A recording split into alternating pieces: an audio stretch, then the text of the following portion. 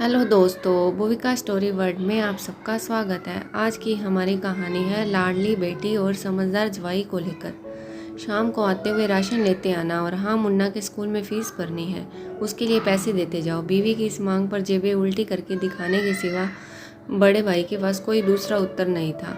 माथे पर चिंता की शिकनों के साथ सवेरे तो बड़ा भाई अपने काम पर निकल गया, लेकिन उस शाम उसने पूरे परिवार के सामने इस आर्थिक संकट को दूर करने के लिए एक प्रस्ताव रखा। क्यों न हम उस प्लाट को बेच दें जिसे बाबूजी ने लक्ष्मी को शादी में देने के लिए खरीदा था। बेटी को दी हुई चीज वापस नहीं मांगते, पाप लगता है। लक्ष्मी का जन्म होते ही घर खुशियों से भर गया था। तभी तुम्हारे बाप ने यह तय कर लिया था कि यह प्लाट लक्ष्मी का है, जो उसे उसकी शादी में दे दिया जाएगा। माँ ने अपना विरोध जताते हुए कहा। कौन सी बेटी? वो बेटी जो प्रेम विवाह कर घर की इज्जत को खाक में मिला गई और पिताजी की अंतिम यात्रा में भी न शामिल हुई। बड़े भाई ने टोंट मारते हुए कहा। मेरा मुंह मत खुलवा यहाँ। कौन नहीं जानता कि लक्ष्मी को उस दिन गली के नाके से ही लौटा दिया गया था और उससे अपने पिता से आखिरी बार मिलने का हक भी छीन लिया गया था। माँ ने बेटी का पक्ष लेते हुए कहा। माँ के इस वार से दोनों बेटे चुप हो गए। ना बड़ा बेटा कुछ बोल पाया, ना छोटे बेटे के मुंह से कोई शब्द फूटा। थोड़ी देर की शांति के बाद छोटा भाई बोला, प्लाट बेच तो दोगे, पर क्या लक्ष्मी कागजात पर दस्तखत करेगी? मुझे नहीं लगता वो हमारा भला सोच भी सकती है। आखिर है तो औरत जात, पुरुषों की परिस्थिति कैसे समझ पाएगी? काफी वाद विवाद और सोच विचार के बाद सब इस बात पर सहमत हुए और पड़ोस के मोहल्ले की लक्ष्मी की दोस्त को बुलाकर लक्ष्मी को घर आने का न्योता दे दिया गया। अगले दिन सुबह से गली के नाके पर खेल रहे बड़े भाई के लड़के की बुआ आ गई की आवाज़ सुन घरवाले चौकन्ने हो गए। दोनों भाई मन में द्वेष और नफरत के साथ उसको कैसे घर में आने के लिए कहें, इसी दुविधा में थे। वो कहते हैं ना, जरूरत के वक्त गधे को भी बाप बनाना पड़ता है। उसी कहावत के हिसाब से दोनों भाई बहनें से बातें करने के लिए तैयार हो गए। दरवाजे पर जब बेटी और दामाद ने पूरे 7 साल बाद कदम रखा तो माँ की आंखें भर आईं और दोनों को बड़े प्यार से घर के अंदर लेकर आई। बेटी और दामाद भी माँ को इतना स्नेह देखकर भावी भोर हो गए। शाम को साथ में बैठे बेटी दोनों बेटों और दामाद की आगे हिचकिचाते हुए माँ ने ही प्लाट का मुद्दा उठाया। लक्ष्मी को थोड़ा अंदेशा था कि कोई बड़ी बात होगी। लक्ष्मी उसी दिन से ये सोच रही थी कि ऐसी क्या बात हो सकती है कि जो खड़ूस भाइयों से बाप का मुंह भी दिखाने के खिलाफ थे, वो अचानक इतने कैसे पिघल गए। लेकिन अब उसको सारी बात समझ में आ गई। लक्ष्मी ने तिरछी नज़र से पति की तरफ देखा तो वो बोल पड़ा, देखिए माँ जी, शादी से पहले जो कुछ आपका था वो आप ही का रहेगा। ना उस पर मेरा या लक्ष्मी का कोई हक था, ना है, नहीं भविष्य में हम मांगेंगे। इसलिए आप निश्चिंत होकर उस प्लाट के साथ जो करना है कीजिए। अब जहाँ कहेंगे हम वहाँ साइन कर देंगे। सुबह से अपने जीजा से नज़रें चुरा रहे दोनों भाइयों ने अब अपने जीजा को अच्छे से देखा। सुबह प्लाट के कागजात पर बहन के दस्तखत लेकर काम खत्म किया जाए, यह तय हुआ।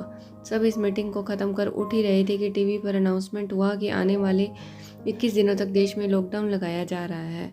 लक्ष्मी के पति ने फ़ोन पर बात करने के बाद कहा, अब हम क्या करेंगे लक्ष्मी, कल की बस भी रद्द हो गई है और 21 दिनों तक कोई बस नहीं है, हम तो फंस गए। इस खबर से दोनों भाई बहुत निराश हो गए, क्योंकि एक तो उनकी आमदनी कम थी और 2 लोगों का और खाने पीने का बोझा बढ़ गया था।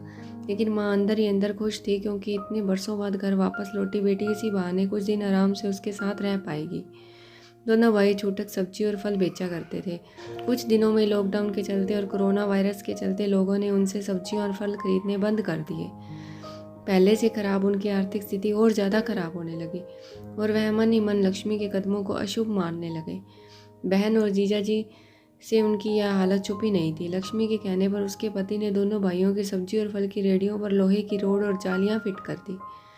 बाजार जाकर दोनों के लिए कैप, हाथों के दस्ताने और थोक के भाव से सब्जी और फल खरीद लाए। दोनों की रेडियां अच्छे से तैयार कर फल और सब्जियां ढककर दोनों भाइयों को टोपी और दस्ताने देकर जीजा जी ने उनसे कहा, एक बार इस तरह से धंधा करके देखो, शायद आपका मुनाफा बढ़ जाए। थोड़ी आनाकानी करने के बाद दोनों भाइयों ने जीजा जी की समझाए अनुसार धंधा शुरू किया। 2-3 दिनों बाद ही कोरोना से घबराए लोग अब ढकी हुई फल और सब्जियां और दस्ताने और सेफ्टी का ध्यान रखते बेचने वालों से ही फल और सब्जियां खरीदने लगे।